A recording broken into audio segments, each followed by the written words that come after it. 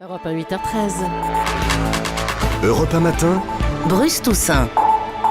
Le vrai faux de l'info sur Europe 1 avec Laurent Guimier. Bonjour Laurent. Bonjour Bruce. Alors vous avez bien sûr décortiqué l'intervention de François Hollande sur M6 hier soir. Avec 3 chiffres étonnants qui ont retenu mon attention. D'abord le nombre des emplois aidés, c'est-à-dire ces contrats avec des charges allégées pour faciliter l'emploi des jeunes ou la réinsertion des chômeurs de longue durée, emploi d'avenir, contrat de génération. Ils coûtent cher, mais ils permettent d'embellir rapidement les chiffres du chômage.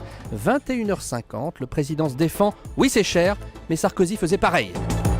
C'est payé par le budget de l'État et parfois par les collectivités locales. Mais enfin, c'est une nécessité. Il y en a toujours eu, toujours à peu près 400 000 ces dernières années. François Hollande dit que son prédécesseur avait recours chaque année à 400 000 emplois aidés. Vrai ou faux ? Vrai sur la moyenne du quinquennat Sarkozy. 2007-2009, tout nouveau tout beau, Sarkozy fait la chasse aux contrats aidés. 300 000 maximum en 2009 selon la Cour des comptes. Mais la crise s'aggrave, la machine aux contrats aidés repart de plus belle pour limiter la casse côté chômage. Et on a en moyenne 400 000 contrats par an sous le quinquennat Sarkozy. Donc sur le sujet, Sarkozy fait du Hollande ou Hollande fait du Sarkozy. Autre chiffre étonnant, le coût des tracasseries administratives. François Hollande les chiffre à 60 milliards d'euros par an. Là aussi, c'est vrai, parce que le président cite un chiffre révélé par Jacques Attali dans son rapport sur la croissance en 2008. La paperasserie, c'est 3% de notre produit intérieur brut. Alors, règle de 3, on arrive à un peu plus de 60 milliards par an.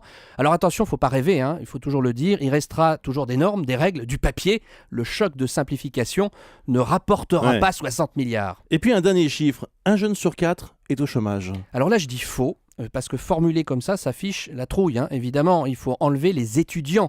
Un jeune sur 4 qui n'est pas étudiant est au chômage. Cela dit, c'est tout de même un chiffre inquiétant, je ne le nie pas, mais toutes les études montrent que le diplôme est encore la meilleure protection contre le chômage. Je dis ça pour ceux qui passent le bac philo ce matin. Oui. Ne baissez pas les bras, allez-y surtout. Ça a commencé il y a un quart d'heure maintenant. Merci beaucoup Laurent Guimier.